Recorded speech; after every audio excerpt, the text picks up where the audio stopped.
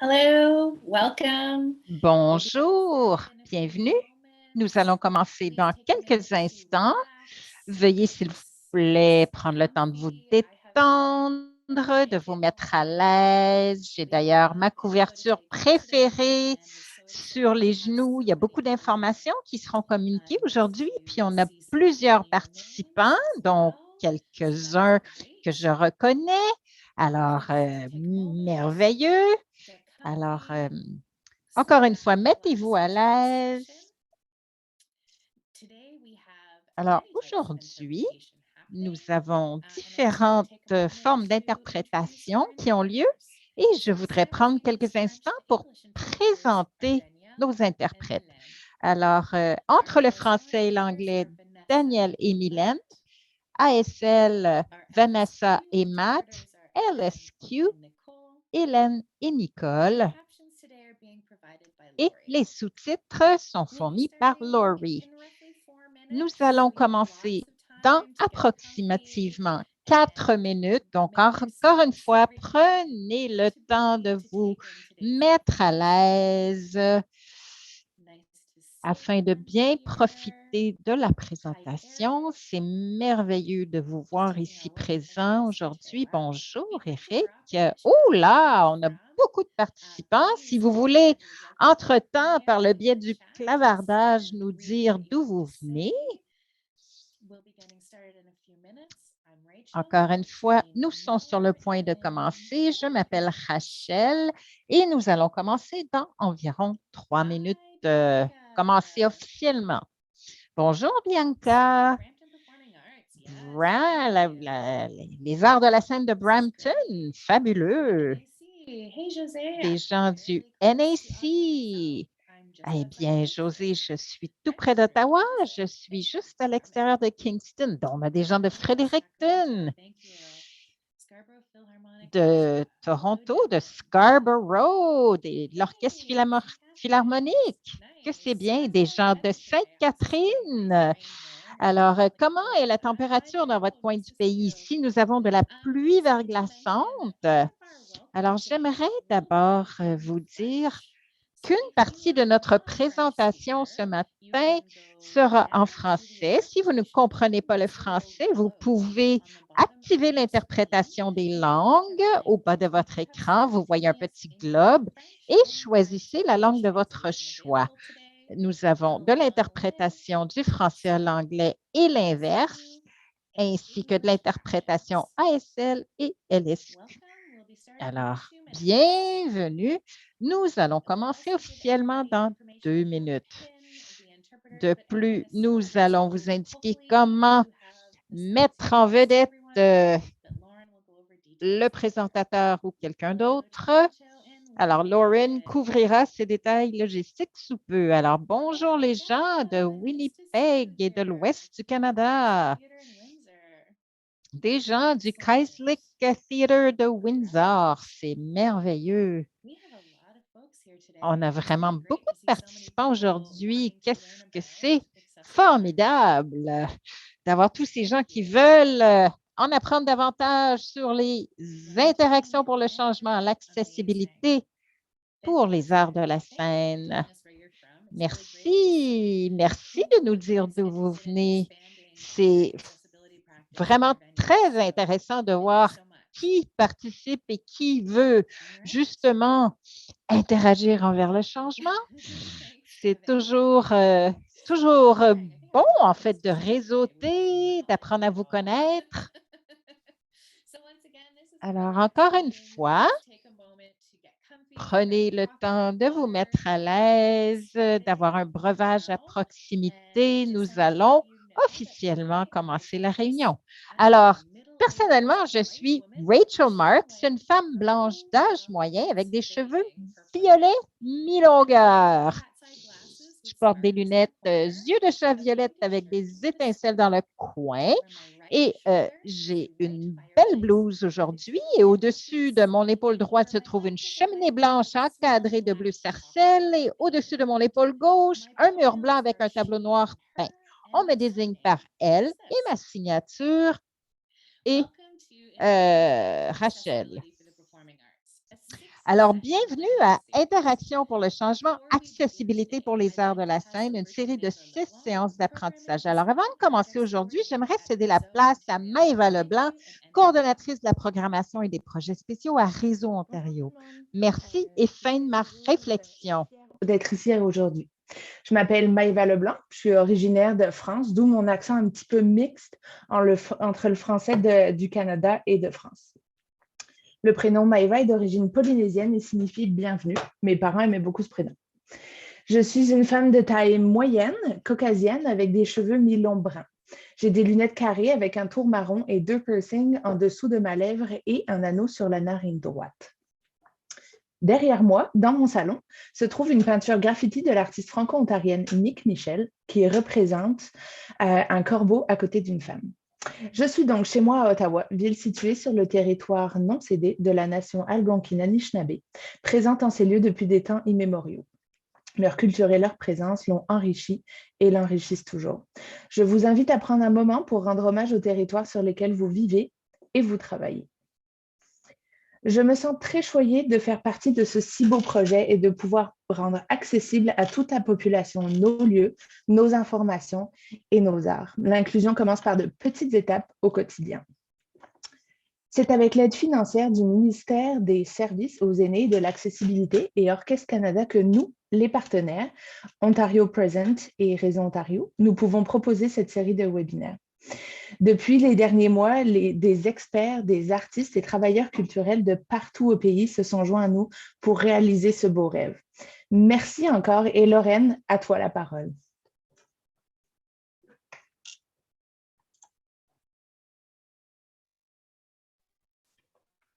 Thank you so much, Maëva. Merci beaucoup, Maëva. Bonjour à tous. Je suis Lauren Drew d'Orchestre Canada. Je suis une femme blanche dans la vingtaine avec des lunettes rondes à monture dorée, des cheveux bruns foncés mi-longs avec une frange et je porte un coton ouaté de couleur mauve. Derrière moi, un mur gris avec un diplôme vert et blanc de l'Université Trent. Sur la droite, un panneau noir et blanc qui dit « Vous avez atteint votre limite d'article » par Jackson Creek Press. On me désigne par le pronom elle. Je prends maintenant le temps de vous donner quelques détails logistiques. Nous sommes ravis de travailler avec des interprètes et sous-titreurs professionnels pour rendre l'apprentissage d'aujourd'hui aussi accessible que possible pour nos collègues avec ou sans incapacité en français ou en anglais. Alors, veuillez patienter pendant que nous expliquons certaines étapes et détails logistiques. Et si vous avez besoin d'un rappel en cours de route, sachez que ces étapes vous ont été également envoyées par courriel. Si vous avez des besoins ou difficultés techniques, à tout moment du webinaire, veuillez envoyer un message à Fanny Martin via le clavardage Zoom. Fanny, s'il vous plaît, envoyez un bonjour dans le clavardage. Alors, c'est notre directrice de la création d'Art of Festivals et travaille avec nous sur la conception de l'expérience pour la scène. Elle est également bilingue, elle s'exprime en anglais et en français. Veuillez donc lui envoyer un message directement pour toute question technique afin de laisser libre cours à la conversation dans l'espace de clavardage général. Alors, quelques conseils.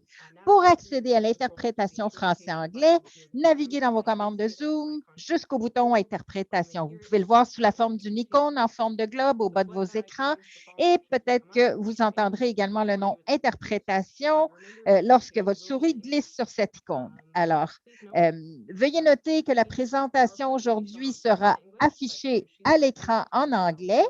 Nous vous ferons parvenir toutefois un lien pour suivre la version française traduite via le clavardage de Zoom. Une copie du PowerPoint en français vous a également été envoyée par courriel avant la séance. Pour ce qui est de l'interprétation ASL, LSQ, elles sont disponibles pendant le webinaire. Alors, assurez-vous que le paramètre vue haut-parleur est activé et sachez que les interprètes changeront de temps en temps. Donc, soyez préparés. Vous pouvez déplacer les boîtes vidéo pour repositionner ces interprètes pour une meilleure vue. Ensuite, comme vous le savez, il y aura une présentation PowerPoint aujourd'hui. Vous pouvez redimensionner ces flux PowerPoint, présentateurs, interprètes pour un meilleur aperçu de l'interprétation ASL-LSQ. Pour ce faire, appuyez sur la touche Échappe de votre clavier pour quitter la vue plein écran de Zoom. Vous pouvez ensuite passer votre souris sur la ligne grisâtre entre la vue de partage d'écran et les flux vidéo du présentateur et interprète. Faites-les glisser vers la gauche pour réduire la vue partage d'écran et agrandir la vue du flux vidéo. Pour utiliser le sous-titrage en direct pendant le webinaire, à ce moment-là, vous allez au bas de la fenêtre Zoom, vous recherchez le bouton Transcription en direct et vous cliquez. Cela devrait pouvoir vous permettre d'afficher les sous-titres. Pour les masquer, il s'agit de cliquer la flèche vers le haut à côté du bouton Transcription en direct. Si vous ne voyez pas la flèche, essayez de cliquer sur le bouton Transcription en direct pour voir si l'option Afficher ou masquer apparaît. Sachez que nous enregistrons la session. Vous n'apparaîtrez pas parce que votre vidéo et vos microphones sont éteints pour préserver la bande passante. Nous enregistrons également une copie du clavardage Zoom pour garder une trace des questions et du clavardage pour le café du vendredi. Alors, encore une fois, Fanny Martin est votre personne contact principale pour le dépannage technique via le clavardage Zoom. Voilà, Rachel, je te repasse le micro. C'est Rachel de retour. Merci, Lauren. Alors, aujourd'hui, Christina McMullen fera une présentation sur l'accessibilité et le marketing. Il y aura une pause de 10 minutes lorsque Christina le jugera bon. Si vous avez des questions en cours de route, veuillez les poser dans la boîte de clavardage et nous y répondrons autant que faire se peut à la fin de la présentation. Nous vous rappelons également que la séance de questions-réponses des discussions du vendredi doit faire l'objet d'une inscription préalable. Cela nous permet de savoir quels points d'accès sont nécessaires ainsi que le nombre de personnes qui seront présentes. Et c'est vraiment merveilleux de voir autant de personnes ici aujourd'hui. Merci beaucoup d'y être. Dans l'ensemble, cette série vise à vous fournir un cadre nécessaire pour accueillir les membres des communautés malentendantes ou présentant des incapacités dans vos espaces, soit en tant que public, mais aussi en tant qu'artistes, administrateurs, bénévoles et employés. Il ne s'agit en aucun cas d'un examen exhaustif des droits des personnes présentant des incapacités, de l'équité ou de l'inclusion, mais d'une approche réfléchie sur la manière de commencer à élargir les points d'accès que vous offrez déjà. Mettons-nous donc au travail. Christina est une productrice créative, une chercheuse universitaire, une administratrice des arts, une conférencière et la propriétaire de Chat. Son travail s'appuie sur sa volonté de créer des espaces et des expériences qui permettent à sa communauté de se sentir vue, désirée et valorisée. Il y a quelques années, j'ai eu l'occasion d'assister à une de ses présentations et je suis devenue une admiratrice. J'ai vraiment hâte d'en apprendre davantage sur Christina au cours de cette séance. Comme vous tous, j'en suis sûre. Sans plus tarder, je lui cède la parole. Fin de ma réflexion. Merci beaucoup, Rachel. C'était formidable comme présentation et je suis très heureuse de vous parler aujourd'hui. Et permettez-moi, si vous le voulez bien, de partager mon écran avec vous. Alors, est-ce que vous voyez bien mon écran? Est-ce que quelqu'un pourrait me faire signe? Oui, la réponse est oui. Merveilleux.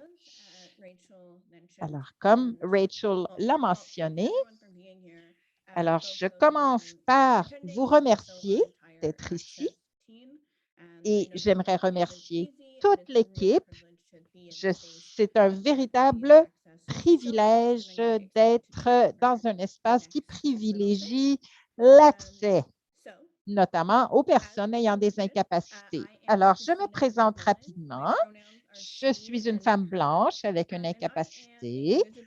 Je suis productrice et communicatrice pour Tangled Art, l'art enchevêtré et incapacité. J'utilise le pronom elle et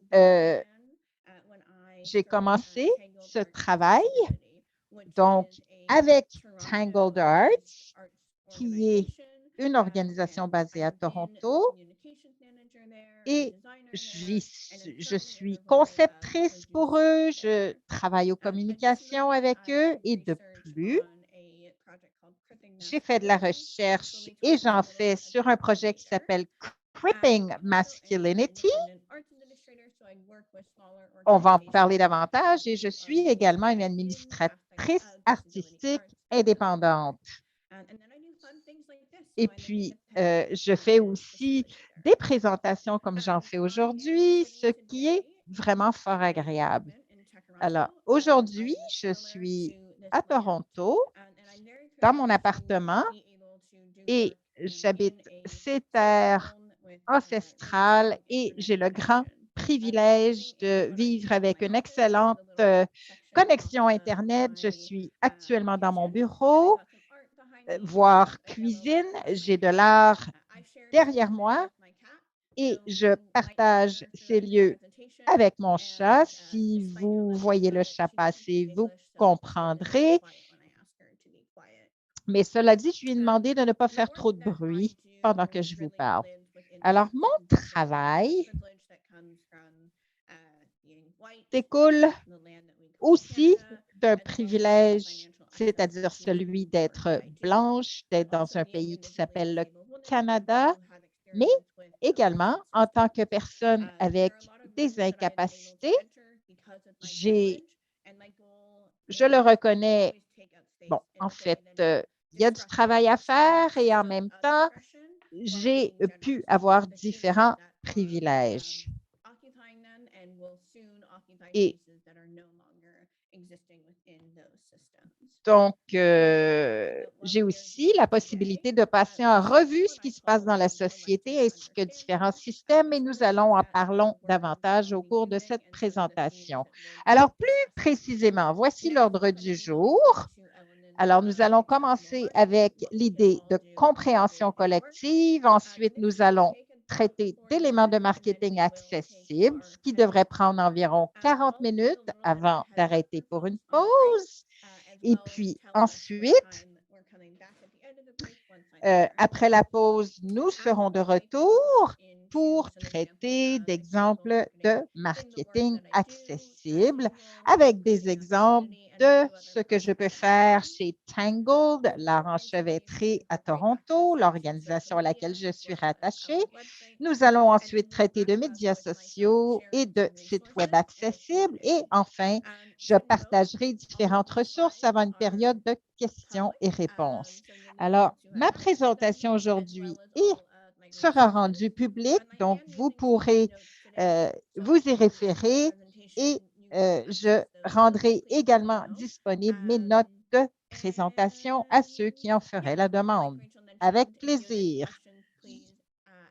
Si vous avez des questions ou en fil de présentation, n'hésitez pas à les transmettre par clavardage. Nous ferons de notre mieux pour y répondre à la fin de la séance aujourd'hui, sinon vendredi, sinon nous vous reviendrons. Alors, soyez assurés que nous faisons notre mieux pour répondre à vos questions. Alors, maintenant, la compréhension mutuelle, compréhension collective. Je sais qu'il est difficile de rendre les choses accessibles, mais je suis aussi fondamentalement en désaccord avec cette croyance. En fait, ce que j'aimerais dire, c'est que le démantèlement du système de capacitisme, c'est difficile. Et en fait, nous perturbons le système qui fait en sorte qu'il faut rendre les choses accessibles. Alors, plus particulièrement maintenant, parlons d'accessibilité. Alors, je cite ici Mme Mingus qui habite aux États-Unis, qui a fait beaucoup de travail pour ce qui est de la justice pour les personnes ayant une incapacité. Et elle, je la cite, l'accessibilité est une résistance concrète face à l'isolement des personnes ayant une incapacité. Voilà une définition concrète de nos réalités. Pensons à l'incorporation, par exemple, d'interprètes ASL, des rampes d'accès, et etc. Tout ça est formidable, mais d'une façon générale, encore une fois, c'est la résistance concrète face à l'isolement des personnes ayant une incapacité. That access itself is not a check mark. L'accès, il s'agit pas l'accessibilité, il ne s'agit pas d'une liste de vérification avec des éléments qui ont été cochés. C'est beaucoup plus vaste que cela. Maintenant, traitons de l'incapacité. On a travaillé cette définition avec mon équipe. En fait, il s'agit d'un mot complexe et en évolution. L'incapacité peut être visible ou invisible. Elle varie entre douleur et maladie chronique, bien-être mental et une foule d'autres choses. On sait également que l'incapacité peut être fluide. Par exemple, un jour, une personne déborde d'énergie alors que le lendemain, elle n'en a pas. Un jour, la douleur chronique est insupportable et le lendemain, elle est à peine perceptible. Il n'y a pas qu'une forme d'incapacité. Pourquoi est-ce que je partage cette définition? C'est parce que l'incapacité n'a pas une couleur ou une saveur particulière. On va penser, par exemple, à quelqu'un en chaise roulante qui a un escalier à monter. Bien, c'est beaucoup plus que cela. C'est une portée qui est beaucoup plus large et beaucoup plus fluide. Donc, lorsqu'on rend les choses accessibles à des personnes avec des incapacités, encore une fois, c'est vaste. C'est vaste. Ce n'est pas la question de faire face à une situation et la situation est réglée. Il y a plusieurs choses auxquelles penser. C'est finalement un mot assez complexe. Ensuite, un mot que je vais utiliser souvent dans ma présentation, on le dit en anglais, c'est CRIP. C'est un terme anglais qui est nouveau et qui n'a pas encore d'équivalent français. Alors, pour l'expliquer, CRIP, c'est s'ouvrir avec désir envers comment la manière dont l'incapacité perturbe. Comment est-ce que l'incapacité perturbe et comment on s'y ouvre? Et en fait, c'est une offre presque politique avec une définition un peu fluide et avec une identité politique et qui se veut un terme bienveillant, mais qui en même temps rejette les notions omniprésentes de moins que dans la société quand il s'agit d'incapacité. Il ne s'agit pas de rien d'indésirable, d'absent, de moins de, pas du tout. Maintenant, parlons de capacitisme. Alors, je vais vous lire une définition qui ne correspond pas en fait à la diapositive que nous voyons à l'écran. Je suis désolée. Alors, la définition pour le capacitisme me vient d'un collègue, quelqu'un qui s'appelle Monsieur ou Madame Lewis, et ce sont donc des valeurs en fonction d'idées construites, notamment par rapport à l'intelligence, à la forme physique et plusieurs autres. Et elles sont enracinées dans l'impérialisme, le capitalisme, le racisme. Il s'agit de considérations systémiques basées sur la culture, la langue, le lieu de vie, la santé et beaucoup d'autres. Alors, notons qu'il ne s'agit pas d'avoir une incapacité pour faire face au capacitisme. Alors, ce que je viens de dire, c'est une définition qui enracine mon propre travail en 2022.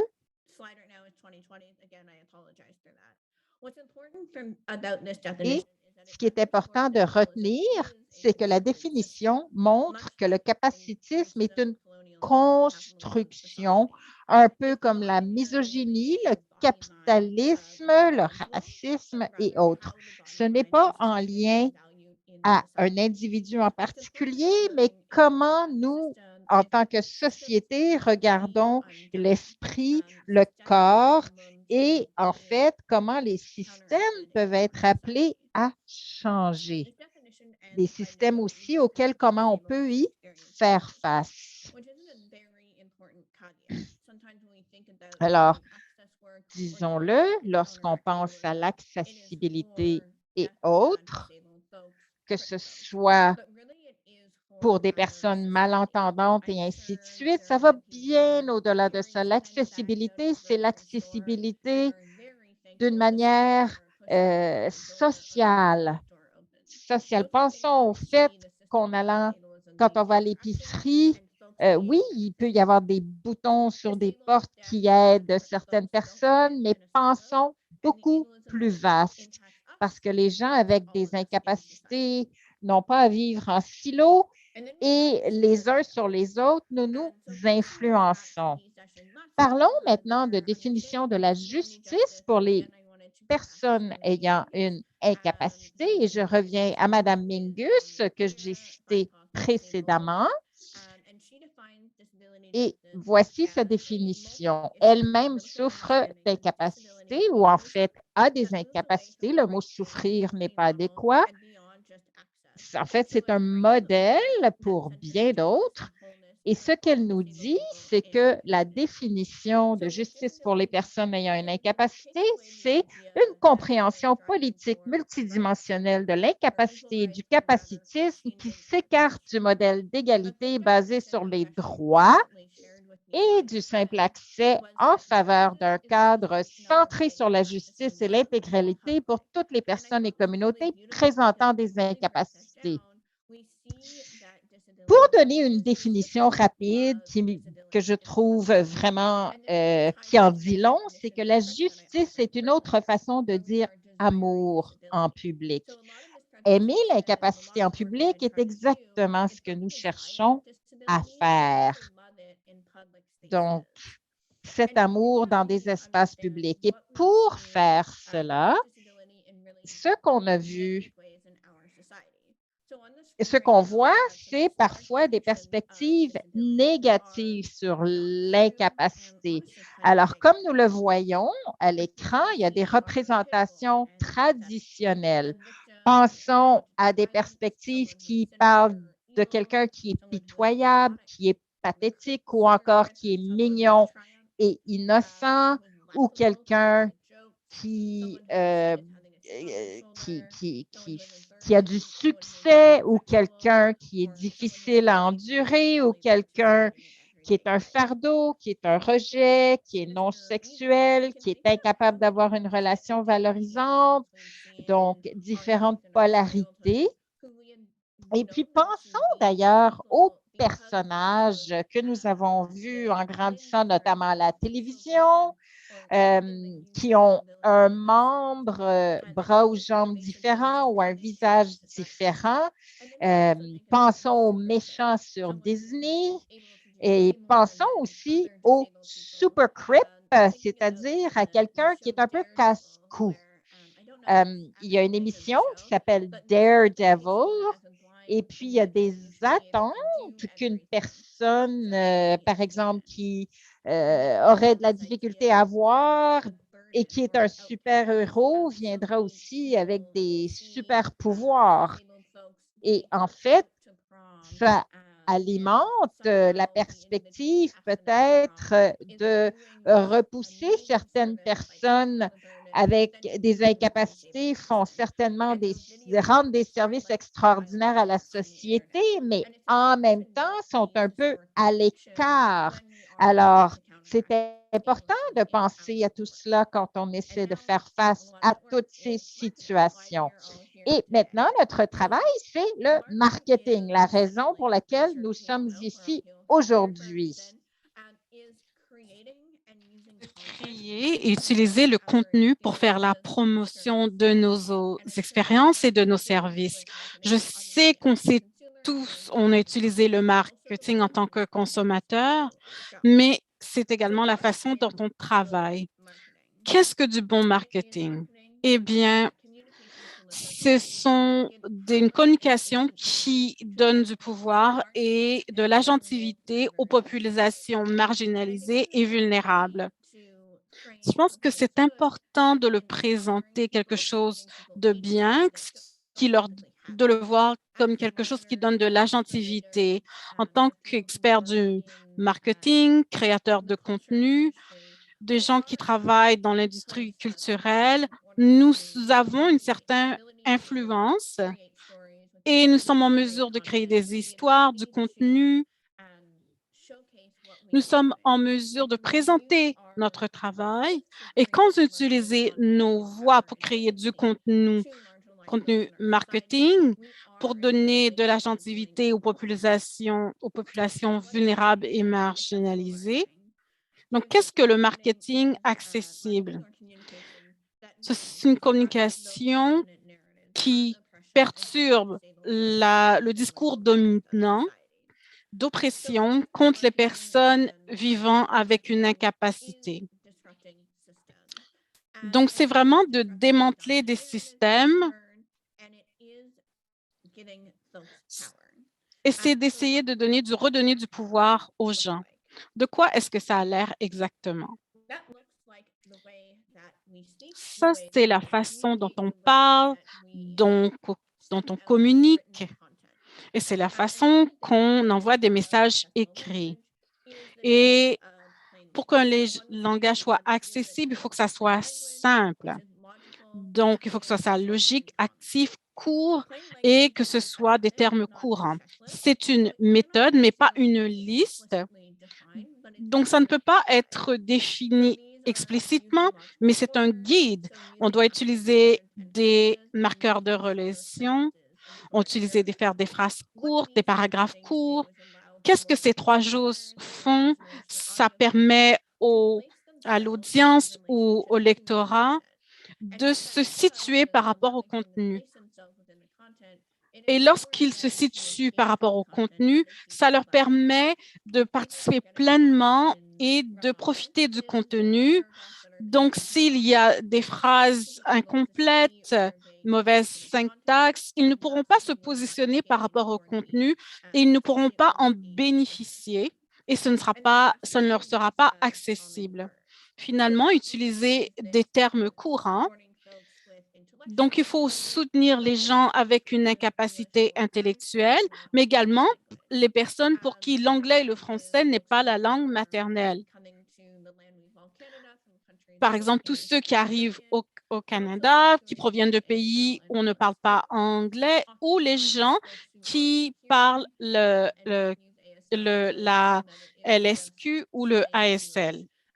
Donc, les gens pensent que le ASL, c'est tout simplement une langue des signes, c'est vraiment la version signée de l'anglais, mais en fait, c'est une propre langue avec ses propres schèmes de référence, repères, grammaire, syntaxe. Donc, parfois, on pense que des phrases complexes sont mieux. Mais pourtant, le langage simple peut être tout aussi efficace. On peut mieux communiquer lorsqu'on communique en utilisant ces simples critères. On a également un langage non capacitiste. Donc, voici quelques changements que nous devrions faire. Au lieu d'utiliser utilisateur de fauteuil roulant, on devrait dire qui vivant avec une cécité. On ne devrait pas dire handicapé, mais vivant avec un handicap. Donc, ce sont certains des exemples. Donc, ça revient à des descriptions historiques. Lorsqu'on revient handicapé, astreint, souffrant de, ce sont des notions qui éveillent l'apitoiement, la victimisation et ça a des connotations négatives et ça, enlève le pouvoir et l'agentivité aux membres de la communauté.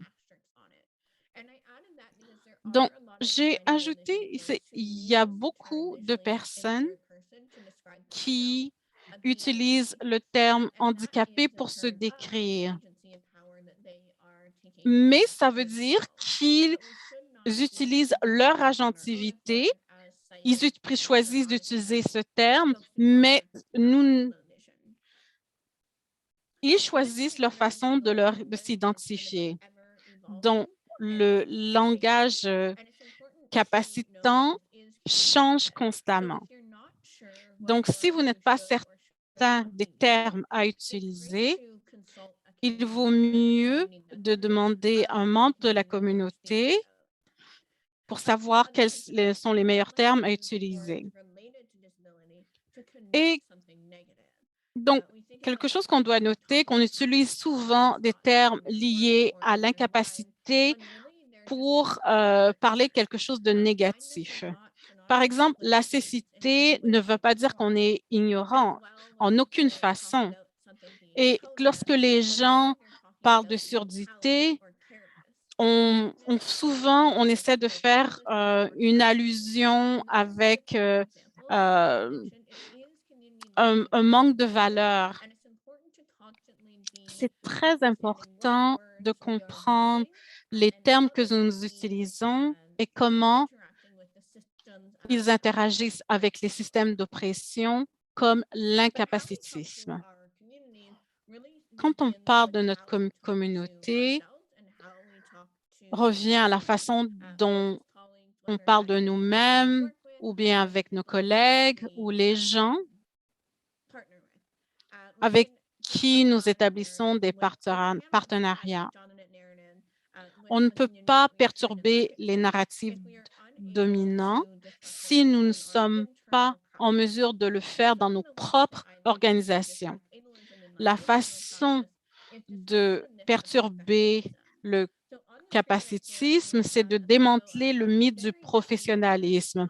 Donc, vous avez une photo de ma chambre qui est en désordre, vous avez une photo de mon chat qui est sur mes jambes.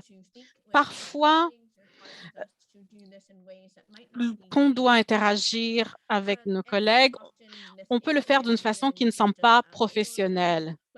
Donc parfois, qu'on doive assister à une rencontre dans notre lit, ça ne veut pas dire qu'on n'est pas professionnel et ça ne veut pas dire qu'on n'est pas en mesure de communiquer de façon efficace.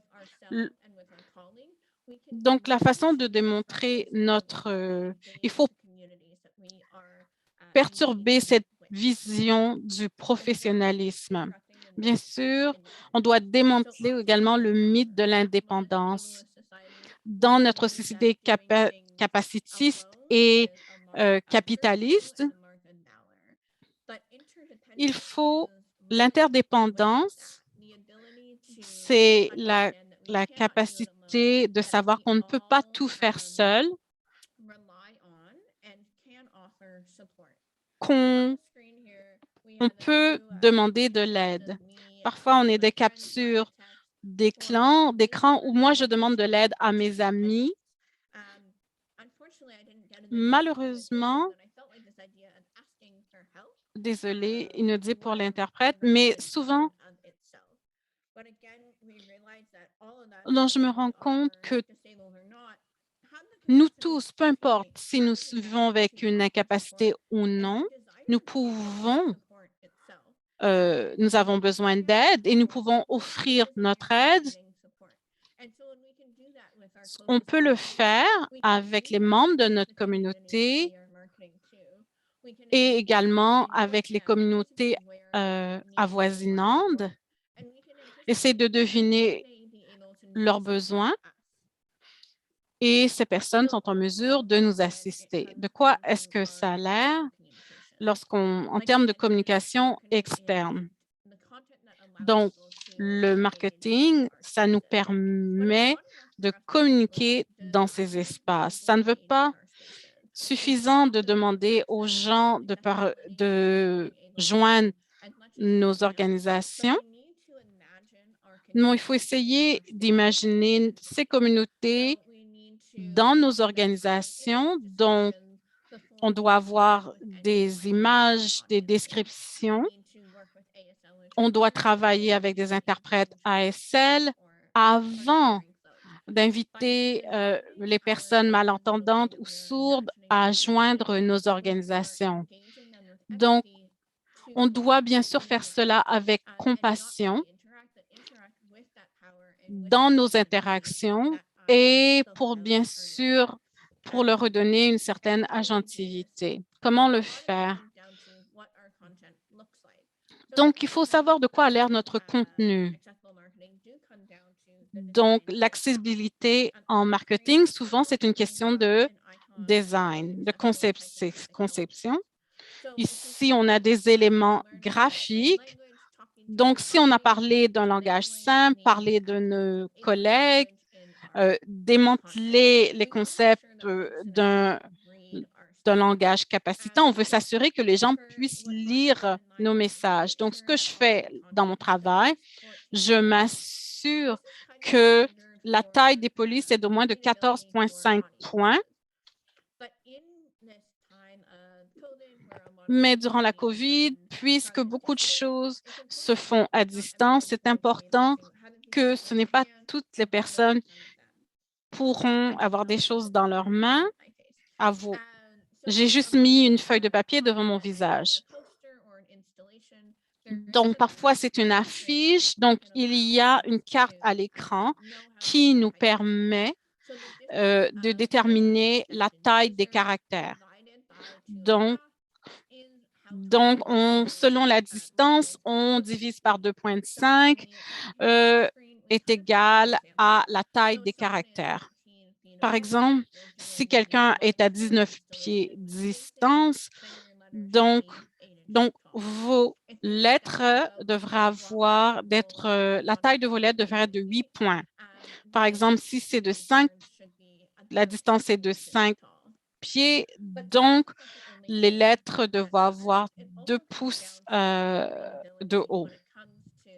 Donc, on doit s'assurer également de la lisibilité. À l'écran, vous avez 2 phrases, ou plutôt la même phrase écrite 2 fois qui dit « Qui peut lire ceci? Qui peut lire ça? » La première, c'est fait dans une police de caractère séraph,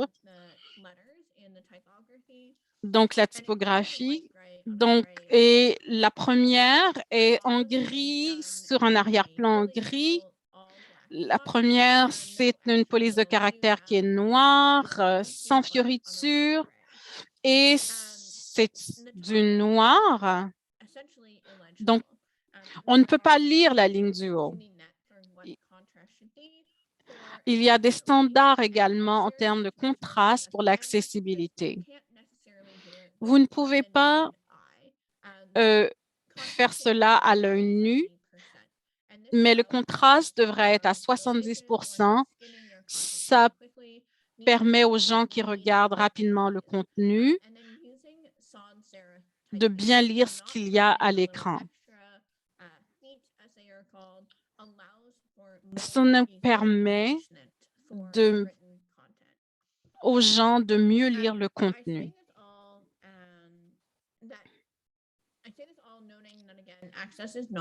Donc, l'accès, ce n'est pas une liste de critères à cocher. On doit s'assurer que le langage, les mots soient lisibles et on n'a pas tout simplement à cocher tous les critères d'une liste. Par exemple, si vous faites des affiches, de grandes affiches,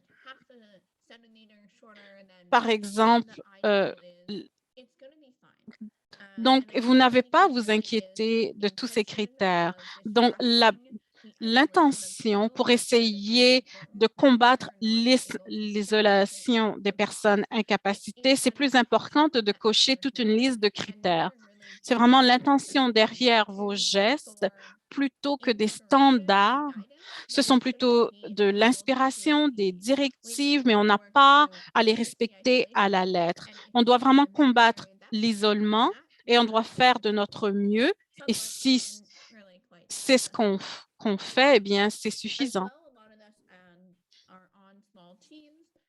Donc, ici, il y a des façons d'incorporer des éléments graphiques dans notre travail d'une façon qui soit accessible. Donc, ce sont des éléments graphiques, on parle de couleurs, de formes, il faut les utiliser d'une façon, par exemple, ajouter des éléments graphiques peut ajouter un certain poids pour communiquer des informations qui sont plus importantes. On peut diviser les informations dans certaines sections. On permet aux gens de se positionner par rapport au contenu. Et ce n'est pas juste parce que c'est beau, mais il ne faut pas distraire les gens de l'information que vous essayez de communiquer. Et donc, surtout, devrait garder une couleur d'arrière-plan.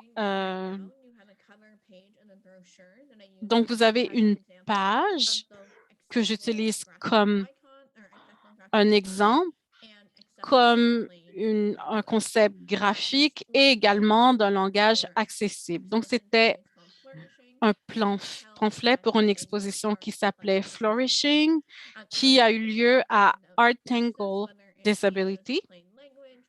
Donc, quand c'est en langage simple, avec de bons éléments graphiques, donc, on regarde à des éléments graphiques accessibles et un langage simple, c'est quelque chose d'amusant et ce n'est pas quelque chose qui diminue le message. Et ensuite, on a nos icônes d'accessibilité. Ce n'est pas, il y en a d'autres, il y en a seulement 6 à l'écran qui indiquent que le LSA, le LSQ sont offerts. Il y a des chiens d'assistance. On a également d'interprétation tactile, que cet espace est accessible aux fauteuils roulants. Donc, ce sont des icônes standards que j'utilise régulièrement dans près tout ce que je fais. Je n'utilise pas vraiment l'icône des chiens d'assistance ou celle des fauteuils roulants ou celle à propos des événements qui sont tenus dans un espace réel parce que tout ce que je fais est virtuel. Donc, ces icônes d'accessibilité, ce sont des façons de communiquer. Elles utilisent une certaine compréhension en tant que nous, les membres de la société, nous comprenons déjà ces icônes.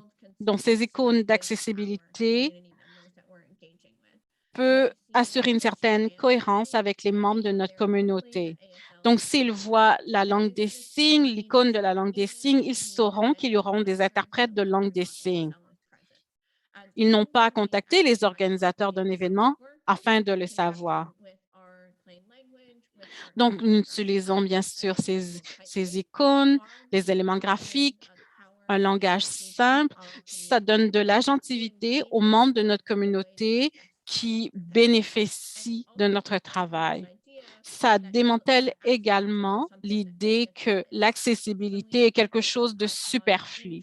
Quand on intègre ces icônes à notre travail, nous comprenons que c'est un aspect important au contenu que nous produisons et que nous démantelons et nous brisons l'isolement des personnes qui vivent avec une incapacité.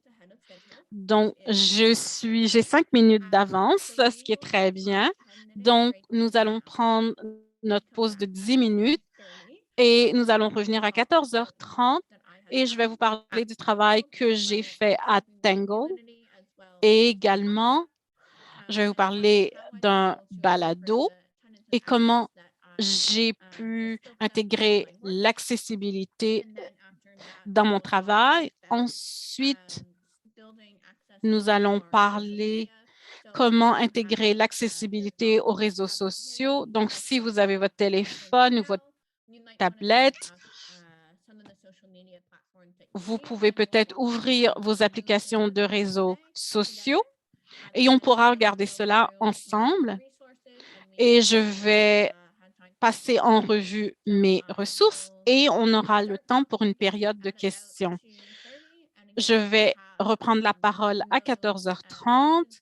Donc, si vous avez des questions, vous pouvez les ajouter dans la boîte de clavardage et je vais essayer d'y répondre plus tard. Merci. Merci, Christina. C'est Rachel qui prend la parole, donc nous allons prendre une pause. N'oubliez pas d'indiquer vos questions dans la boîte de clavardage. Nous allons revenir à 14h30. Merci.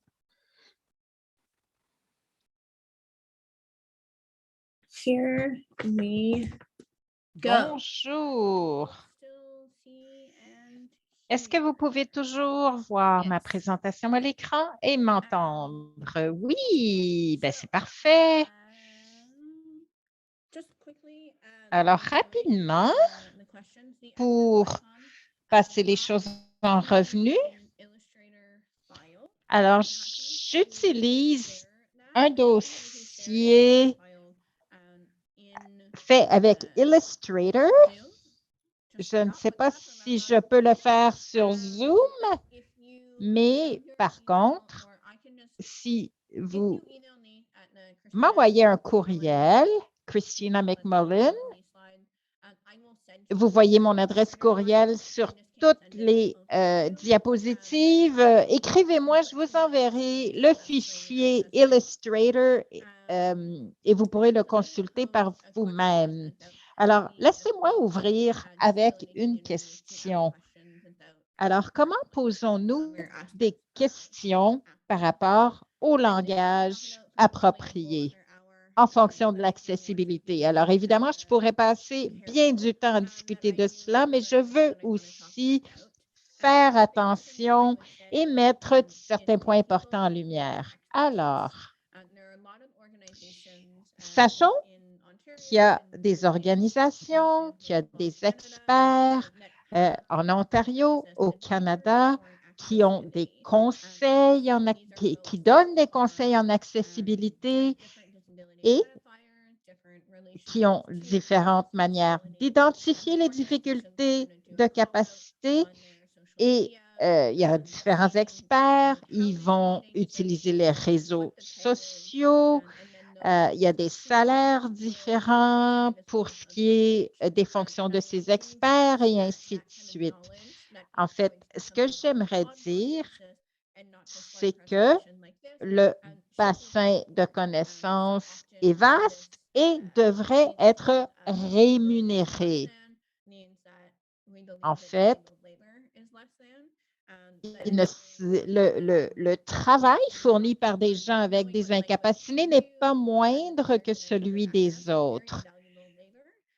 C'est en fait une contribution parfaitement valable et qui devrait être rémunérée en conséquence. Alors, si vous voulez en savoir davantage sur les conseils d'experts, sur la question des incapacités, écrivez-moi également. Maintenant, il y a eu d'autres questions qui portaient sur des services par rapport à l'accessibilité. On va y venir à la fin de cette présentation dans la section des ressources et ainsi pour une autre question que nous avons reçue qui portait sur des ressources. Donnez-moi un peu de temps, j'y arrive. Mais n'hésitez pas à envoyer vos autres questions toujours par le biais du clavardage. Alors maintenant, laissez-moi aborder des exemples de travail que je fais, notamment pour ce qui est de l'accès pour les personnes avec incapacité. Je vais commencer par l'organisation Tangled Art, l'art enchevêtré. Cela se trouve à Toronto. C'est une galerie d'art qui est dédiée à des programmations permettant ou facilitant l'accès. Quand je me suis joint à Tangled Art en 2016, on a fait en sorte que la technologie soit pleinement accessible et alors que nous évoluons, nous avons aussi appris que l'accessibilité, entre guillemets, et pourquoi vous avez vu mes doigts à l'écran, c'est en fait, disons-le, il y a une valeur politique par rapport au processus et par rapport aux résultats. Alors, on pourrait penser qu'on va aboutir à un point où nous serons pleinement accessibles, que tous les gens du personnel avec des incapacités ont été pleinement identifiés en tant que tels. En fait, on n'y arrivera pas. On ne parlera pas de pleine accessibilité parce qu'on y arrivera finalement vrai. On n'y arrivera pas. On évolue vers cela, mais sachant qu'on n'y arrive pas tout à fait. Et une des manières, cela dit, pour favoriser l'accessibilité, parce qu'on peut la favoriser, c'est d'abord des guides d'accès. À l'écran, vous voyez un exemple d'un tel guide d'accès qui a été créé en 2019 pour notamment un symposium qui avait lieu sur 4 jours pour ce qui est de l'incapacité en fonction des arts au Canada. Et ce guide d'accès était basé sur différentes anecdotes et ce qu'on voulait, c'est donner une bonne vue d'ensemble de la question et sachons également qu'un symposium en tant que tel présente des défis quant à l'accessibilité. Donc, il s'agissait d'avoir des conversations et une compréhension culturelle de tout ce qui sous-tend l'accessibilité en fonction d'incapacité. Alors, ce guide d'accès donnait une idée de ce à quoi on pouvait s'attendre, non seulement par rapport au symposium, par rapport à l'accès, mais aussi par rapport à l'organisation Tangled Art. C'était une manière de motiver les gens à venir, mais aussi de les autonomiser par rapport à leur venue. Cela dit, quelles que soient nos bonnes intentions, il est vrai qu'il y a des situations qui pourraient s'avérer rébarbatives pour certaines personnes. Alors, ce que vous voyez à droite de l'écran, en haut à droite, c'est un ensemble de 4 images qui sont toutes détaillées et cela permet aux gens de comprendre comment l'accès à l'édifice où a lieu le symposium peut se faire. On voit des rampes, on voit l'espace en tant que tel. Ça commence à donner une idée de ce à quoi s'attendre et cela donc favorise l'autonomisation et la prise de décision. Donc, quelqu'un, par exemple, qui n'est jamais venu dans cet espace et qui a besoin d'une chaise roulante saura à quoi s'attendre. Quelqu'un qui viendrait par le transport collectif saurait où débarquer. Et disons-le, il y a une portion texte et une portion image également. Aussi, nous avions inclut un glossaire, c'est-à-dire la définition des mots utilisés. Parce que nous savons que des gens viennent avec différents parcours éducatifs et nous voulions nous assurer que tout le monde soit au même diapason sans éprouver le besoin de poser des questions. Pensons-y, si nous sommes dans une foule, pour ainsi dire, ou un grand groupe de personnes, ce n'est pas toujours facile de poser des questions. En d'autres mots, on favorise de nouveau l'autonomisation afin d'assurer une motivation et d'éviter, autant que faire se peut, que les gens se retrouvent en position de vulnérabilité aiguë, le cas échéant. Donc, l'autre chose, c'est qu'une équipe importante a travaillé sur ce guide et nous étions très heureux d'en voir le résultat. Ce que vous voyez à l'écran maintenant, c'est comment nous avons fourni de l'information sur l'accessibilité à notre public. Alors, entre autres, il y a eu une séance d'information qui a permis aussi d'accumuler des fonds pour nos différentes initiatives. Et comme nous pouvons le voir, il y a différentes polices de caractères ou en fait des caractères gras, des caractères qui ne sont pas gras, des paragraphes qui sont courts, des définitions. Alors, on voit ici information d'accessibilité qui entre tout de suite dans le vif du sujet pour ce qui est de l'interprétation ASL, les sous-titrages, qui est responsable, qui le fera.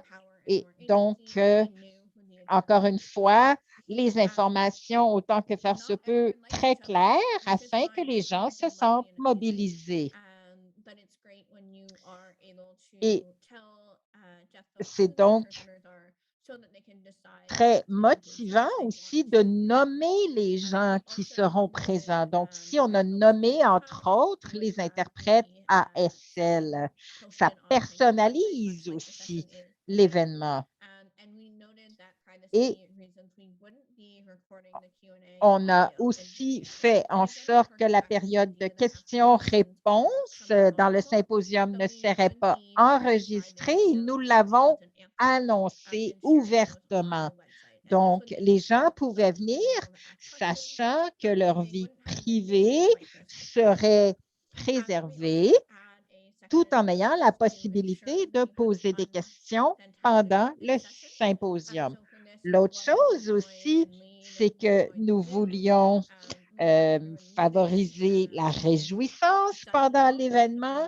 Et donc, il y avait des contrôles technologiques au niveau des micros, au niveau des caméras, tout en pouvant se présenter de manière virtuelle au moment opportun, un peu comme ce que nous faisons aujourd'hui. Donc, c'était finalement un travail formidable que nous avons fait. On a aussi permis aux gens de nous écrire par courriel et on s'est rendu compte que la fonction courriel est importante pour plusieurs. Maintenant, ce que vous voyez sur l'écran, c'est un petit carré gris sur l'adresse courriel de mon collègue, mais ce qui était très, très pratique, c'était d'indiquer aux gens exactement à qui ils pouvaient écrire le cas échéant en fonction du symposium auquel ils pensaient assister. Maintenant, ce qu'on voit à l'écran, c'est en fait des intervenants qui venaient d'à travers le Canada et plus précisément, c'est une photo de notre séance d'introduction, soit 4 personnes. 2 sont des artistes, une personne est une interprète ASL et l'autre personne, c'est notre directrice artistique. Et derrière ces personnes, une transcription de ce qui est dit. Et ces transcriptions sont vraiment très importantes. Alors, nous avons notamment la fonction de sous-titrage aujourd'hui. C'est vraiment merveilleux. Évidemment, aujourd'hui, on a le privilège d'avoir un être humain qui fait cette fonction de sous-titrage, mais il y a également des outils technologiques qui permettent de la rendre accessible à petits coûts. J'y reviendrai dans la section des ressources. Maintenant, en quoi est-ce que justement les sous-titrages favorisent-ils l'autonomisation? Je vais vous donner un exemple. Nous avons un membre qui s'appelle Claudia qui venait à tous nos événements. Par contre, elle ne venait pas à nos réceptions d'ouverture. Cette personne était malvoyante et malentendante. Comme elle ne pouvait pas voir les interprètes très facilement ou les entendre très facilement, elle préférait ne pas venir. Mais lorsqu'elle a réalisé qu'il y avait du sous-titrage, toute sa perspective a changé et donc elle a décidé de se présenter à notre réception d'ouverture avec une amie, s'est assise au fond de la salle et en fait, son amie lisait les sous-titrages à son oreille. Alors, ça a été une manière d'utiliser ce qu'on offrait d'une manière tout à fait originale auquel nous-mêmes ne nous attendions pas. Souvent, on voit les gens s'asseoir dans une première rangée et de lire les sous-titrages pour soi, alors qu'ici, on a vu un beau travail d'équipe qui s'est produit à partir de ce que nous avions rendu disponible et donc on a pu mobiliser encore certainement cette personne, mais probablement encore plus de personnes. Donc, c'est une belle façon d'appuyer les gens et de les encourager de venir. On s'est aussi assuré qu'il y avait des places pour s'asseoir en tandem, pour ainsi dire, dans le fond de la salle. On a pensé à Claudia et donc, ça permet de réimaginer les espaces tout en faisant preuve d'empathie et de compréhension pour les gens qui se présentent. Cela dit, disons-le, nous faisons également face à des surprises malgré nos meilleures intentions, l'utilisation des meilleures ressources à notre disposition et il arrive qu'il y ait des erreurs. Alors, voici une photo pendant l'événement et la fonction sous-titrage a soudainement disparu en plein événement. En fait, nous venions de commencer et vous me voyez essayer de corriger le problème à l'écran et du coup, notre interprète a également cessé ses activités. Il y a eu une pause générale. Alors, cela étant dit, une fois la pause effectuée, on a en fait invité les gens à prendre un verre d'eau, à se mettre à l'aise et finalement, les choses sont tombées en place, disons-le. Les êtres humains ne sont pas parfaits, l'organisation n'est pas toujours parfaite et cela dit, nos publics sont ouverts et compréhensifs pour ce qui est de veiller à corriger des situations inattendues. Ce que l'on voit ici, c'est un dépliant que Tangle Dart a publié. Et si vous connaissez bien l'anglais, vous allez peut-être vous rendre compte qu'il y a une coquille dans le mot flourishing. En fait, il y a une erreur d'orthographe.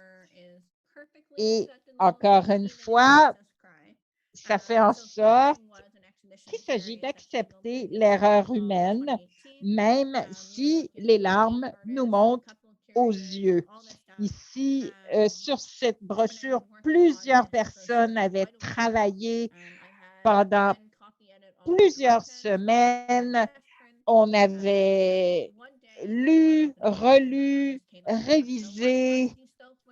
On les a fait imprimer à 1000 exemplaires et une fois tout fait et nous pensions que c'était terminé, la faute d'orthographe sur la première page. J'admets que quand je l'ai vue, j'ai voulu fondre en larmes. Cela dit,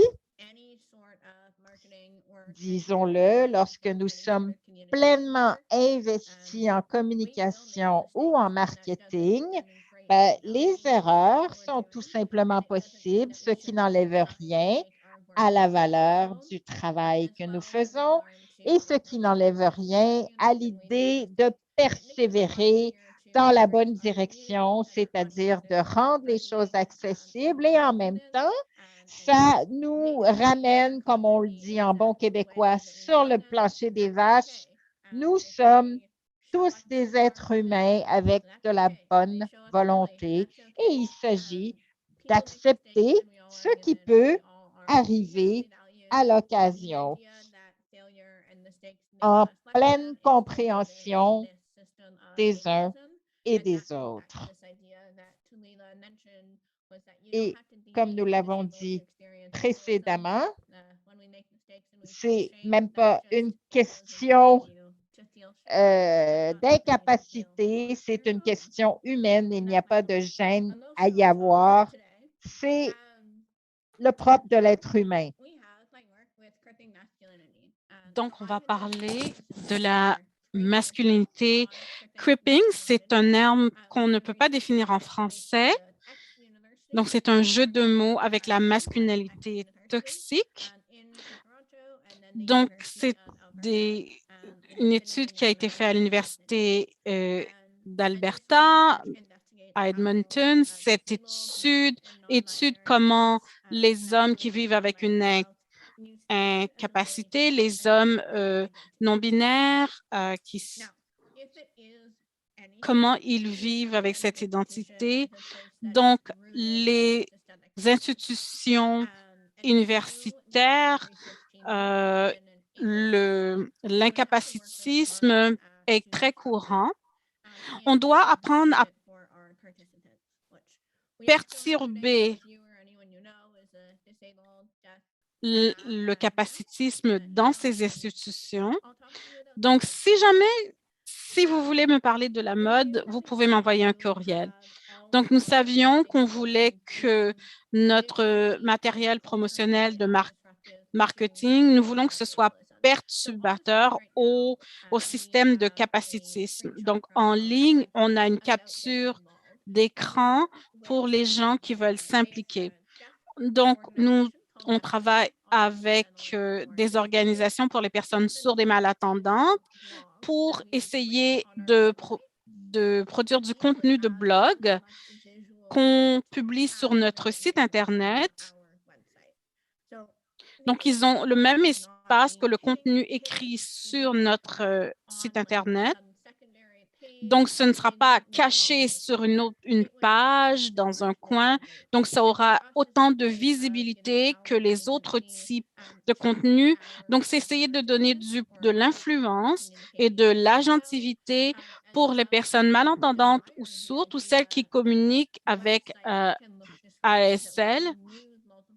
Donc, on peut utiliser plusieurs langues sur un site pour donner du pouvoir à tous. Donc, nous savions également que d'être un chercheur dans le milieu universitaire, c'est que nous interagissions avec des personnes qui n'ont pas accès au langage de la même façon que nous avons accès au langage. Donc, à cause de plusieurs raisons, donc, nous étions inspirés par Cripping the Arts. Donc, nous avons créé un glossaire qu'on a publié sur notre site Internet et sur notre compte Instagram qui nous donnait des définitions par rapport au genre, à la capacité et des choses dont on pourrait aborder dans notre recherche. Nous voulons que ces définitions soient simples. Donc, essayer de les décomplexifier.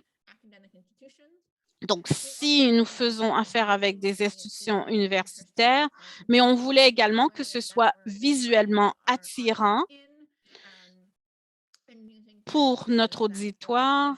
Donc, en utilisant des polices de caractère qui étaient intéressantes. Nous avons eu beaucoup de succès sur nos comptes Instagram, sur le compte de Cripping Masculinity. Donc, lorsque nous avons commencé à publier ces définitions, il y a des gens qui nous ont approchés, qui voulaient se joindre à nos organisations. Donc, si on commence à parler à l'identité de genre et de Cripping sans décrire qui était exactement Cripping, nous perpétuons l'isolement des personnes qui vivent avec une incapacité.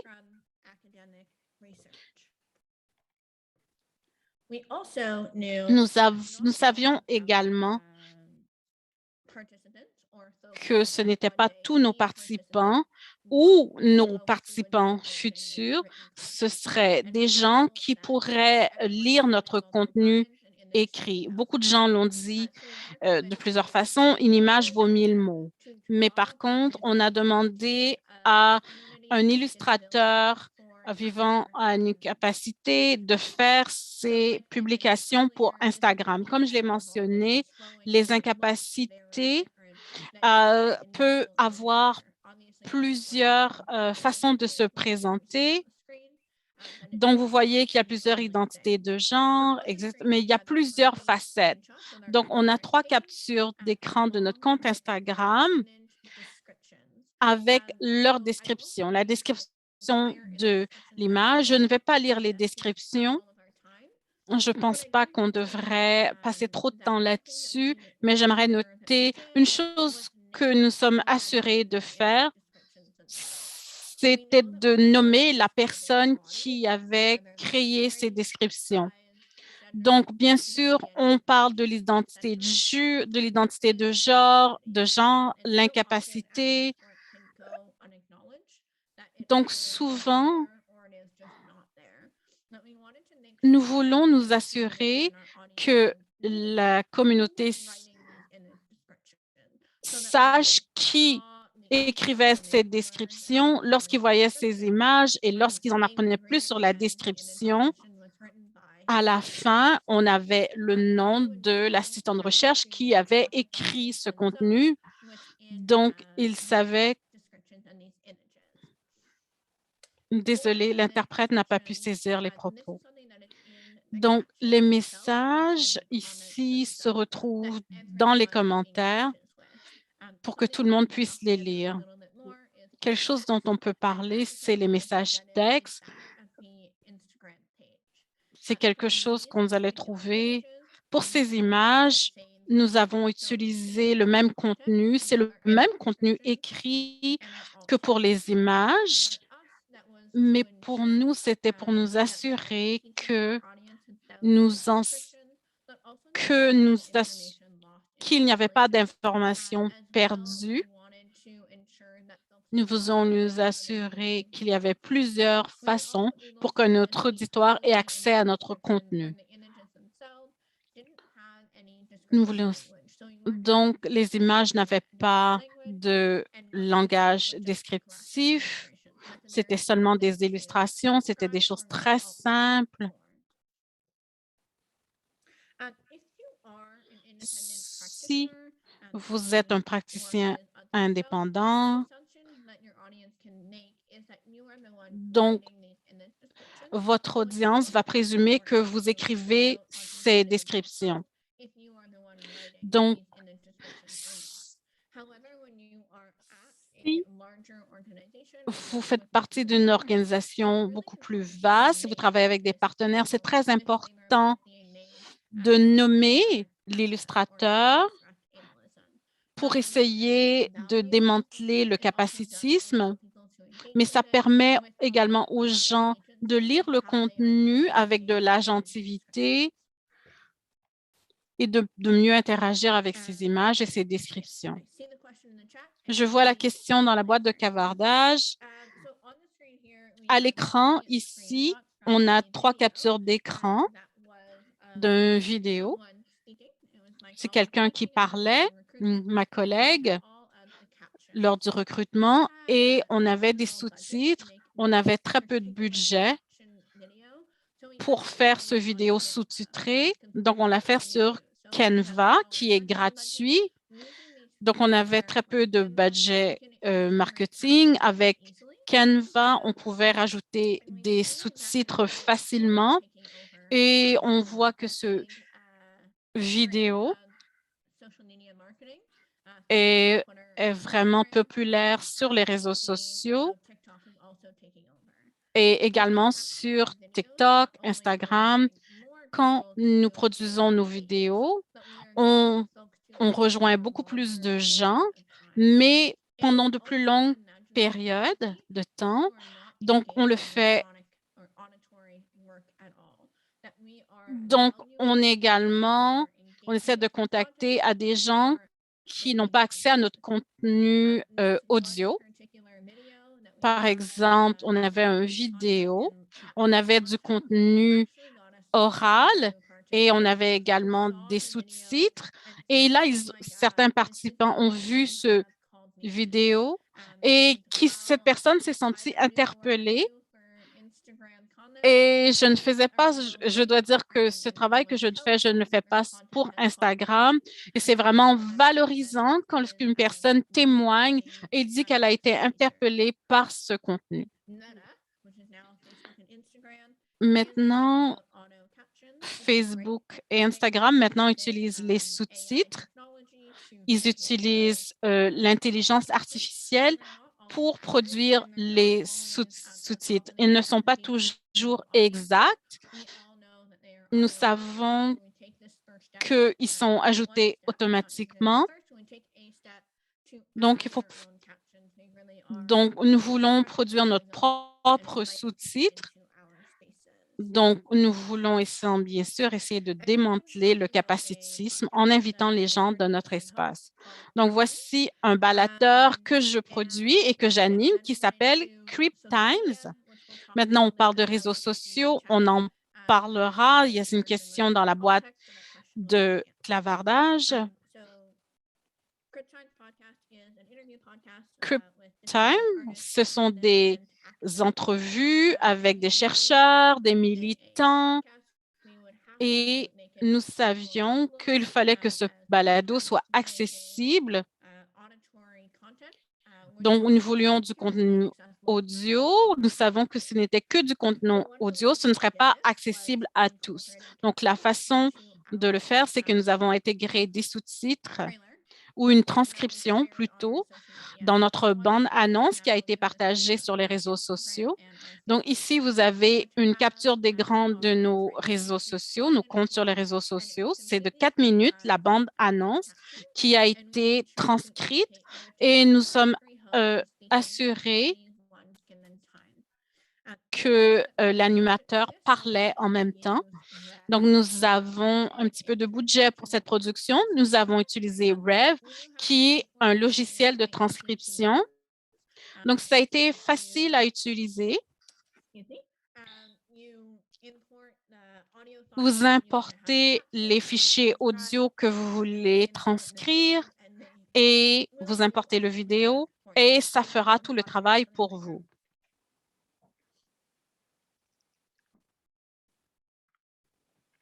Thank you.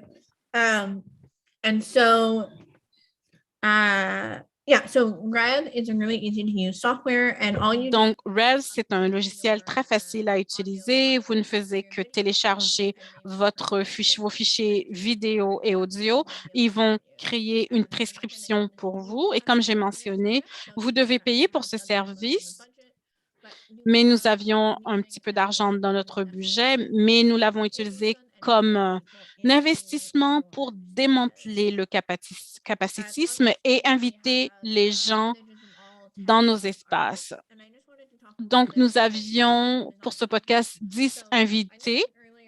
Donc, j'ai parlé plus tôt qu'on devait avoir beaucoup de contrastes sur les affiches. Et pour quelqu'un qui lit ce contenu, ne peut pas penser que c'est du contenu qui est accessible, du moins pas du premier coup. Mais j'ai voulu m'amuser, donc j'ai utilisé une police de caractère qui s'appelle Cooper Black, qui est facilement lisible. Donc, les gens disent que c'est facilement lisible, également pour les personnes qui sont dyslexiques. Donc, je me suis vraiment amusée avec cette police.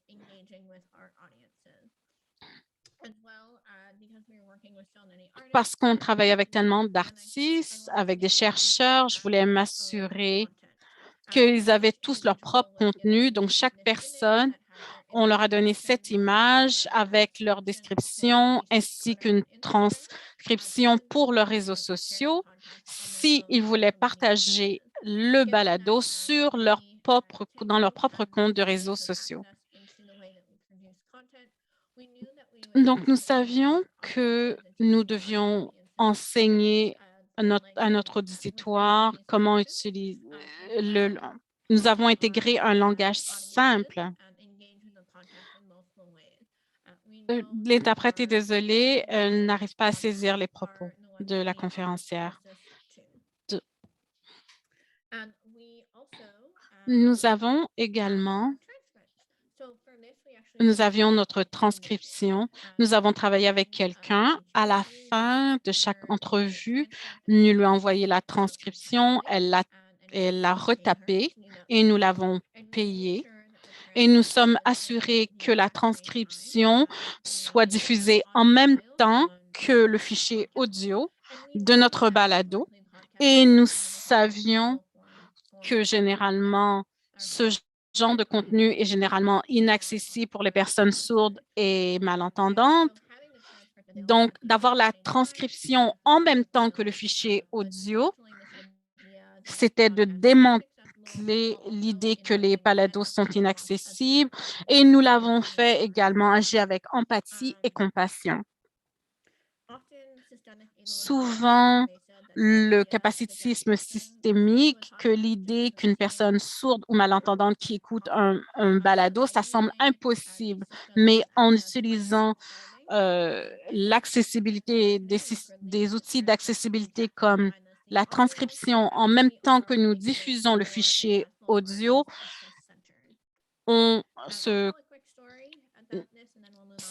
ces fichiers, comment dire, ces podcasts deviennent plus accessibles.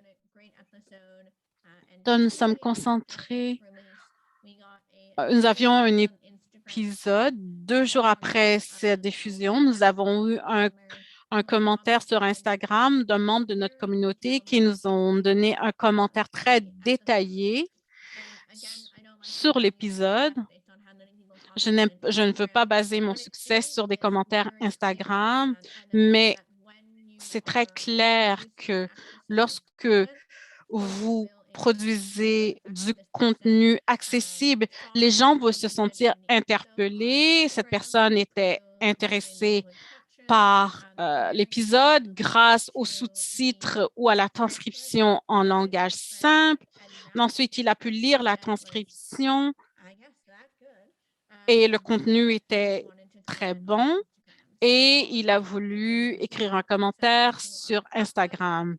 Donc, tout ça fait partie de notre processus et bien sûr, les gens seront au rendez-vous. Comment s'assurer que les réseaux sociaux soient accessibles? Donc, vous voulez suivre sur Instagram. Donc, sur Instagram, si vous voulez ajouter une image avec du texte alternatif, ce que vous allez faire, vous allez initier votre publication. Donc, vous voyez à gauche de cette image, donc vous allez cliquer sur vous allez dans les paramètres. Je m'excuse si l'image n'est pas claire. Vous allez sur les paramètres avancés. Vous continuez à aller vers le bas. Et si quelqu'un a un lien direct avec le bureau chef d'Instagram, vous pouvez leur dire que ce n'est pas très lisible. Donc, ensuite, vous allez dans Accessibilité, vous allez écrire un texte alternatif et vous pouvez ajouter du texte alternatif. Donc, c'est différent.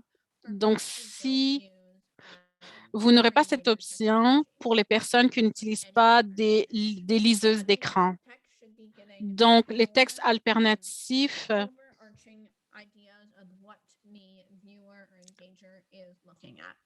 OK, ça devrait nous aider de ce que la personne qui regarde l'écran, ça va donner une description de l'image.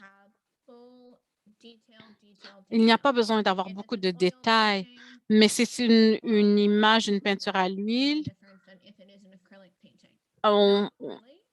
Est-ce qu'on n'a pas besoin de savoir si c'est une peinture à l'acrylique ou à l'huile? On n'a pas besoin de tous ces détails, mais ce qu'on écrit, les descriptions, nous sommes dans une position influente et on veut agir avec compassion et tous les gens qui utilisent les liseuses d'écran ont beaucoup d'informations.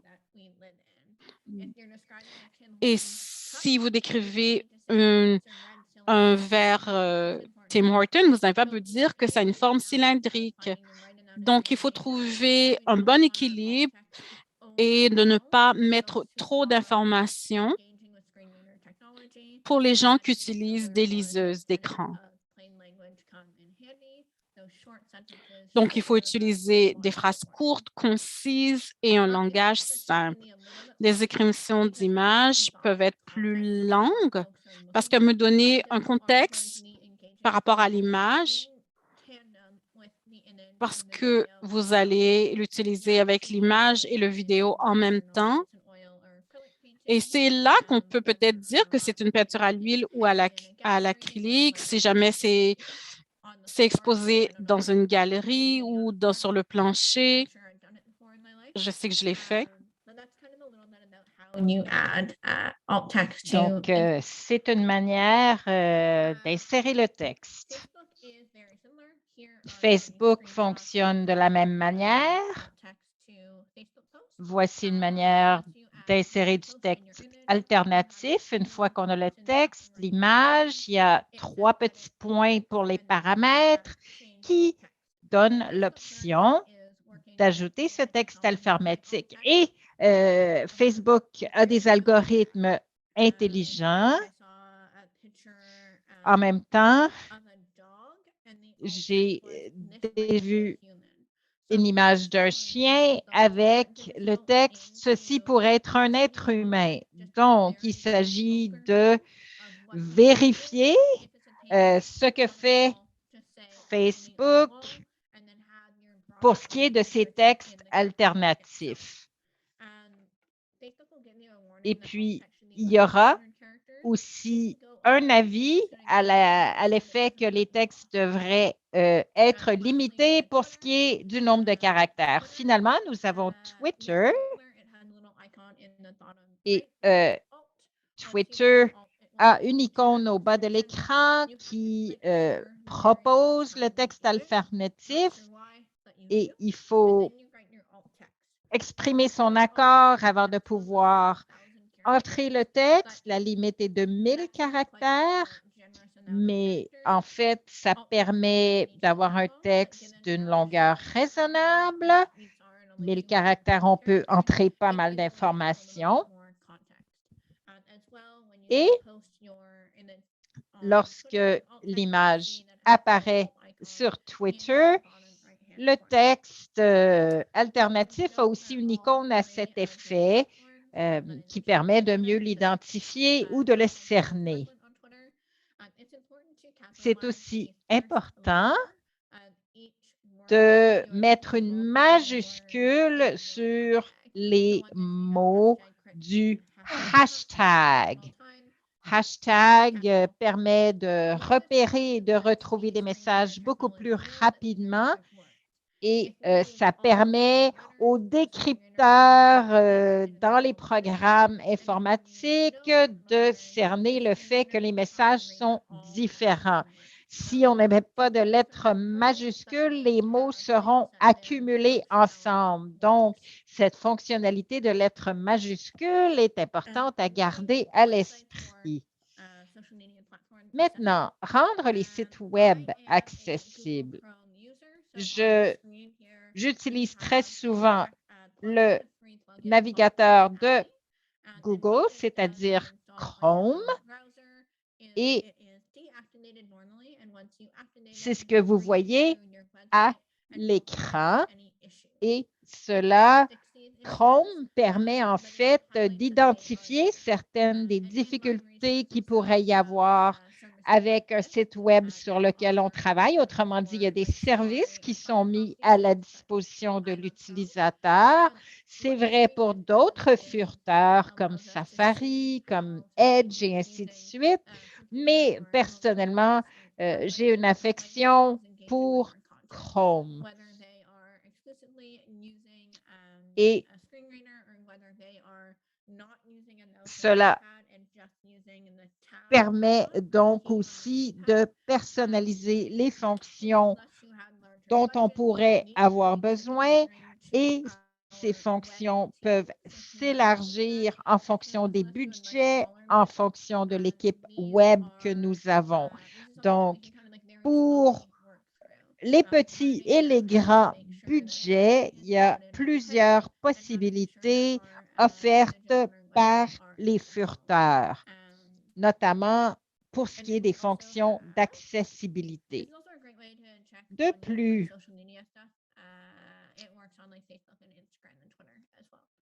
ça permet aussi, en fait, on peut aller vérifier de voir le travail que nous faisons sur nos sites web et comment cela apparaît sur les téléphones et sur d'autres appareils. Alors ici, ce que vous voyez, c'est ce qui apparaît sur le téléphone. Disons que la transposition site web au téléphone cellulaire n'est pas toujours fluide. Il y a parfois des petites difficultés. Ici, ce que l'on voit, ce sont des prises d'écran avec un iPhone. Il s'agit parfois, pour faciliter la visibilité d'un site web, c'est d'aller dans les paramètres du téléphone et d'aller voir les fonctions d'accessibilité qui, par exemple, permettent de mieux lire ce que l'on retrouve à l'écran parmi d'autres fonctions, bien sûr.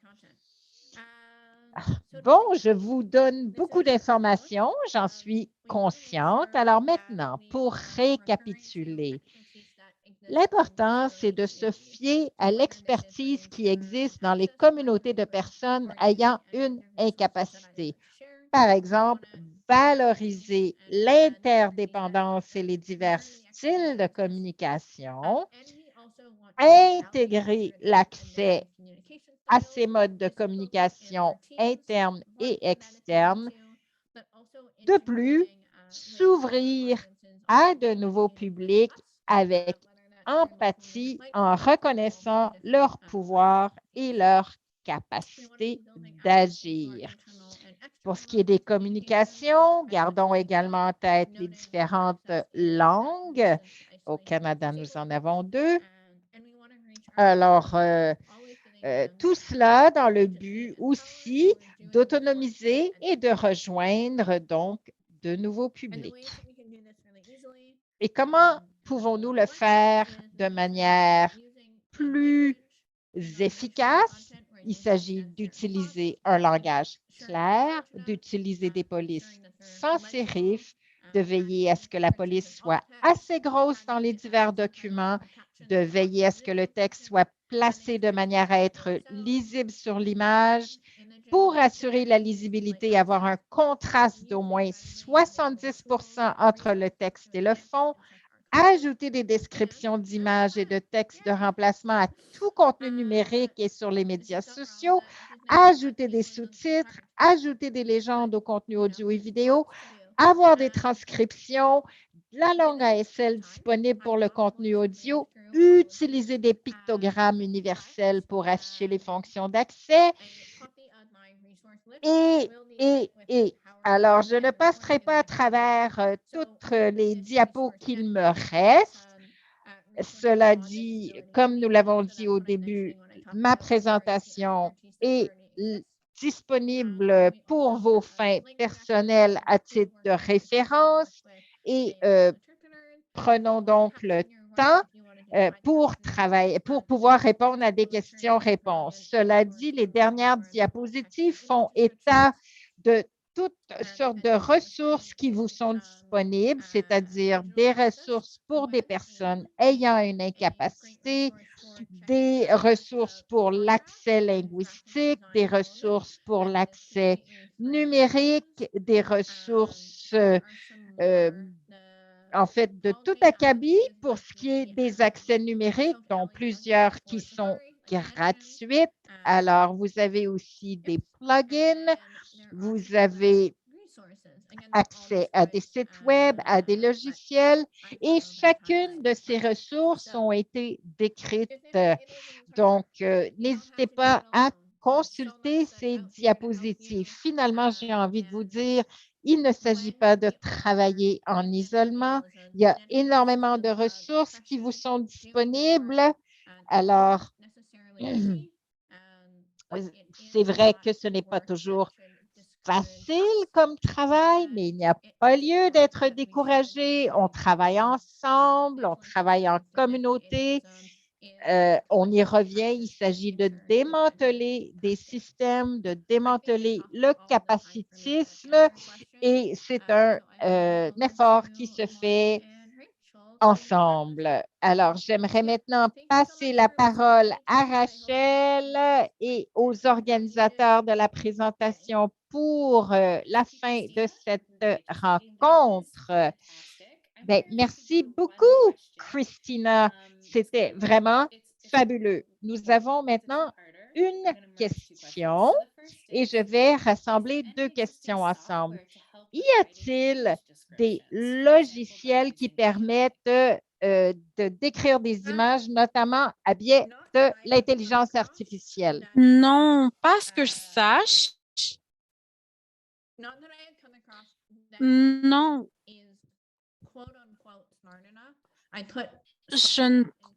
je ne pense pas qu'il y en soit assez intelligent.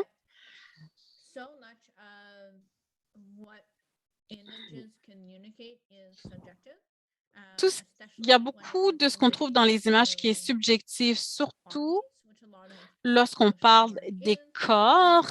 C'est ce qu'on trouve quelque chose de commun pour le matériel promotionnel et les œuvres d'art.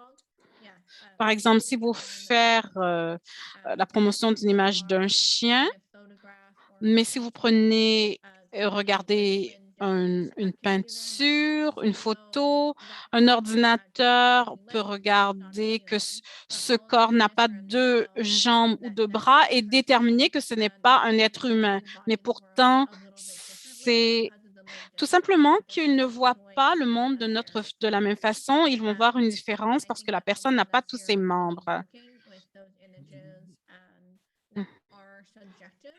OK. Donc, ces images peuvent être parfois subjectives, ça peut être problématique. Merci. Donc, quand vous utilisez la photo de quelqu'un, qui écrit la description de cette image? Est-ce que cette personne participe à cette description? Quand c'est une photo de quelqu'un, c'est 2 à 3 lignes maximum. Plus de 2 à 3 lignes, ça devient beaucoup trop, à moins que ce soit un portrait qui se trouve exposé dans une galerie d'art. Quand, par exemple, une photo de moi au début de la présentation, je suis une femme blanche avec des cheveux blond teint, je porte une salopette avec un chandail rayé. Je ne vais pas donner une description de mon environnement parce que cette information ne sert pas à ajouter à l'expérience des utilisateurs. Par exemple, si je me retrouve dans la galerie d'art Tangle Art et il y a un logo, cette information à ce moment-là est importante. C'est important pour moi d'indiquer mon identité de genre, ma race, de savoir qui je suis dans ce monde. Mais dans cette image, je ne pense pas que j'ai parlé de mon incapacité. Je pense que c'était une erreur de ma part. Mais c'est quelque chose que je fais. Je n'ai pas besoin de le faire dans la vraie vie parce que c'est évident. Mais par exemple, si quelqu'un qui vous partagez des photos de vous, c'est toujours bien d'avoir une ou deux langues en donnant une description de qui vous êtes et comment vous vous positionnez dans la société dans laquelle nous évoluons. Donc, c'est Rachel. Maintenant, j'aimerais vous remercier, Christina, pour cette merveilleuse présentation. Il y avait beaucoup de contenu qui m'a interpellée. Mais avant de terminer, les questions qui m'ont vraiment, que j'ai vraiment aimé, vous avez parlé que l'erreur est humaine et que ça n'invalide pas le travail. Et je pense que le perfectionnisme, c'est une notion euh, capacitiste plutôt. Et vous avez également que ce n'est pas on ne peut pas toujours s'aimer, on ne peut pas aimer tout le monde. Et quand, par exemple, on peut mentionner qui seront les interprètes en langue des signes, j'aime ça parce que quand on rencontre une nouvelle personne qui habite à Kingston, par exemple, et John habite à Kingston, ça ne veut pas dire que tout le monde s'apprécie. Donc, c'est important de le souligner. À- Je vous invite maintenant à prendre du temps cette semaine pour digérer l'information partagée par Christina et peut-être garder vos questions pour la période de questions vendredi. Donc, maintenant, on est dans un espace informel, mais ce sera encore plus informel vendredi de 10h30 à 11h30. Maintenant, j'aimerais remercier Christina d'avoir partagé avec nous. C'était une belle présentation qui a couvert beaucoup de contenu et nous sommes vraiment reconnaissants. J'ai beaucoup appris et j'espère pouvoir en apprendre encore plus à l'avenir et je vous remercie à tous ceux qui ont participé. Merci de votre présence, de vous être joints à nous. C'est riche. Et maintenant, je termine. Je vous cède la parole, Lauren. Merci, Rachel. Donc, c'est Lauren Drew qui prend la parole d'Orchestre Canada. Merci, Rachel, pour ce résumé et d'avoir animé cette émission. Merci au gouvernement de l'Ontario pour sa commandite. Christina, pour avoir partagé sa sagesse et ses conseils. Une merveilleuse présentation. Merci à nos partenaires. L'Ontario présente, Madame Leblanc, Fanny Matna, Zeza, tous mes collègues dans les coulisses qui m'ont aidé à tous nos interprètes français-anglais en langue des signes et merci à nos transcripteurs pour nous avoir aidés avec l'accessibilité de cette rencontre. Donc, c'était vraiment un plaisir de partager cet apprentissage. Donc, on va partager un lien pour que vous puissiez compléter un sondage. Nous vous aimerions vos rétroactions. C'est important pour nos bailleurs de fonds. Donc, vous allez recevoir également l'enregistrement de la session. Donc, on peut avoir également des messages à diffuser par message texte. Merci à nos commanditaires. Et on a 4 sujets vraiment intéressants au cours des prochains mois. J'espère que vous serez avec nous vendredi pour la discussion autour d'un café. Et je vous remercie. Merci à tous. Au revoir.